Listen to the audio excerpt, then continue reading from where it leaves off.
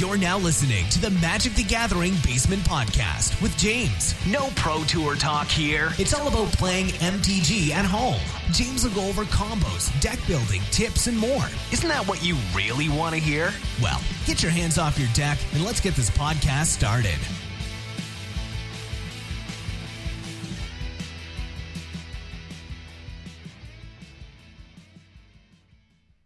Okay, guys, I want to go ahead and open the show up today talking about a little bit of throwback. And when I mean throwback, I mean really throwback.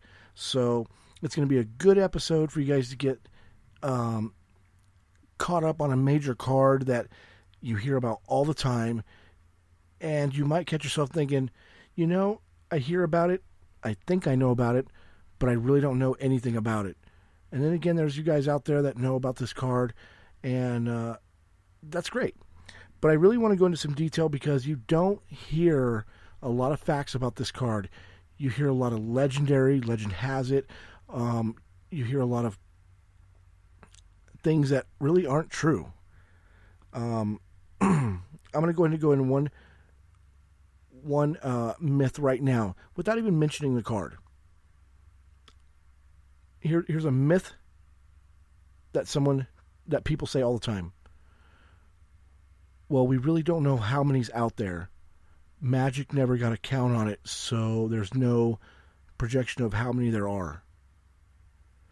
And right now you're probably saying, what? I don't understand. But we are talking about the Black Lotus. Yes, the Black Lotus. There are people out there that actually tell you Magic didn't keep a number count on it. They didn't know how many they printed because they were new. We don't know how many Black Lotuses are out there. Wrong. Even at the beginning of Magic the Gathering, they knew their card count. If they didn't know their card count, they wouldn't know how much money they were making. It didn't matter about the price of the card. They may not have known what card was going to be expensive, if there ever was going to be an expensive card, but they knew their card count. I mean, it's common sense. But anyway, I want to go ahead and talk about, yes, the Black Lotus.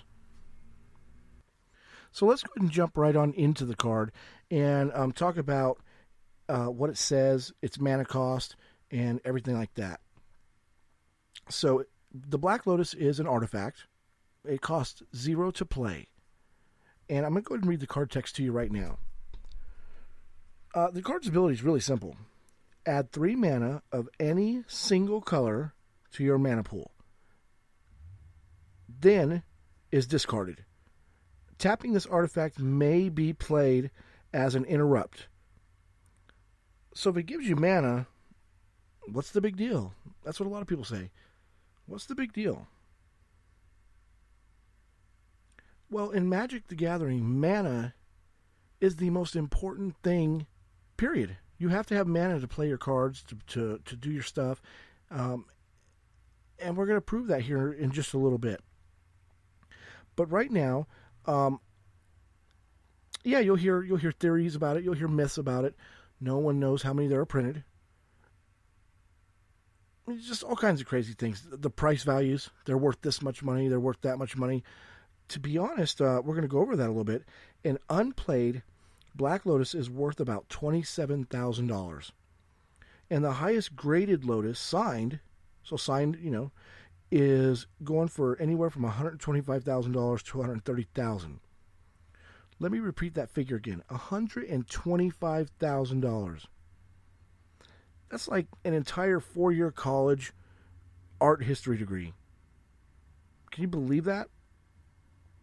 The actual count of this card, there are 1,100 of them that were printed. So, that's a fact that really a lot of people don't catch. There are 1,100 of those. And whether they've all been discovered or not, we're not sure. That's the issue. We don't know if there's all 1,100 of them not discovered because people have other boxes and things like that. Just a booster pack from Alpha, it can cost $6,000 just to crack it open. It's about $6,000 to crack a booster pack open. Because, again, if you get the Black Lotus, bam, $30,000. So, there's a lot of gambling on those packs, what they cost and things like that. So I did want to go over that. A lot of people look at it as a zero cost, and it gives you 3 mana. Like right now in the day of Magic, that it may not sound that big of a deal to you. I mean, you go, wow, cost 0, 3 mana. But this really was a power card. When it came out, no one really knew what it can do. Alone, it just sounds what it is. But when you get it with a couple certain cards, it changes the game. It literally turns the game upside down, and you could win in one turn. In absolutely one turn. And that's when they figured out that they had to change some stuff, and they needed to they went into revised. Because for the first few years, it was alpha. Then they reprinted beta, same cards. And then unlimited, same cards. They got stuck. They needed to figure out the mechanics of everything, how it ran first, and see where it went. Because there's so many decks that you could build and things like that. Then they got into revised because they knew things can change, things can happen. And they didn't know it all. There's a million different ways these cards can go in paths. You know what I mean? So, what they did is they started coming out with other sets and started realizing that they created a Power 9. And Power 9 is 9 major cards out of the alpha, the same 9 out of the beta, the same 9 out of the unlimited. Would end up becoming history, and hold a certain value, and will always go up because they're just too powerful. And let's go ahead and go into that combo. I want to go into the combo of what this card does, okay? Because it's really important. So basically, what you need is 4 things. You need a mountain land. You need a fireball. Go Google fireball. If you don't know what it is, go read it. Go look it up. You need channel. Go Google channel. Read it. Look it up. And you need your Black Lotus. You need those 4 cards to win in one turn. On your first turn. So on your turn, you play your mountain. And then, for the low cost of nothing, put your Black Lotus out. Simple as that. Don't just put it out. Boom. Has no summoning sickness because, it's mana. It's land. So you're able to use it and get going with the combo. Use the Black Lotus immediately. It doesn't cost anything to use it. So give yourself 3 green mana. Now this is important. You got to give yourself the 3 green mana. Cast channel and convert 19 of your own life into 19 colorless mana. You now have 19 colorless mana, 1 red, you tap your red, and 1 remaining green. Because you played channel. Tap the mountain and cast fireball. Sorry, at that point we did not cast mountain. I'm sorry. So at this point, you're going to go ahead and cast your red mana to cast fireball, which costs 1, and X, where X is the number of mana. Put your 19 extra mana into the fireball, and then add the final green mana still in your mana pool for a 20 damage fireball. So basically, you've turned all your mana into damage, into fireball. And your opponent hasn't even got a chance to put down a card yet, if you played first. So going over that, rewind this, listen to it again. That tells you how strong this card is and what it can do. Yeah, sure, the other cards are important, but I'm saying it's all because of this card. Because without the mana, it can't happen.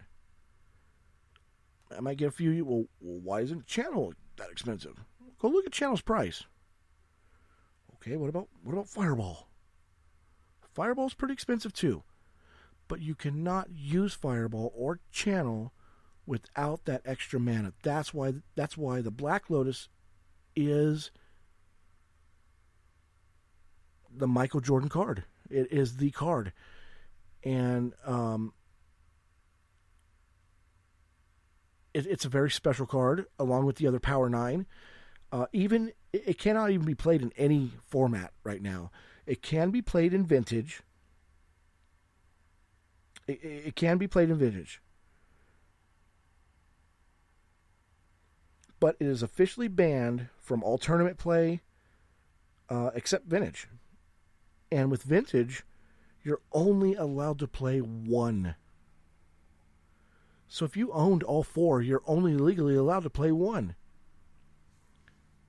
So that means that combo's going to kick off. You have it if you have that deck. You have the combo, but you can only play it once. I mean, let's think about it, guys. Do you really want to play a guy that has 4 Black Lotuses in his deck? I'm going to go ahead and leave it at that. If you have any comments, if you have any questions, please feel free to go ahead and drop me an email at mtgbasementpodcast@gmail.com. And again, I'd love to hear from you. Love to hear where you're calling from. If you're listening to the show, you like it. If you have any extra words you'd like to put in or show comments. And you can always hit us up on our Facebook page. We're trying to get the Facebook page going. Again, this is a brand new podcast, so trying to get the Facebook page going. And, that's facebook.com/MTG Basement Podcast with James. We're going to start getting some content on there, and all the preview podcasts are on there that already have been played, so you'll be able to go check those out there. Leave comments. Start talking with other people that do like that page, and we're trying to get that page going for people to talk, goof around, maybe trade, buy, sell, get to know each other. So we definitely want the Facebook page popping. And for our website, it is MTG Basement Podcast with James.com. You can go there, and all the content's free to listen to and have a good time. And we do have a membership section, and that is where you'll get extra content that is not available on the podcast. For example, like my deck building episode, we're going to have content on there that goes further into it, extra, a little bit more in depth to give you some more info and things like that. So it'll always be available. There's no, once you pay your membership, I think it's every 3 months, you have access to all the extra content, and new content comes on there, possibly even daily. So again, thank you for listening, and we'll go ahead and see you again on Magic the Gathering Basement Podcast with James. Talk to you later.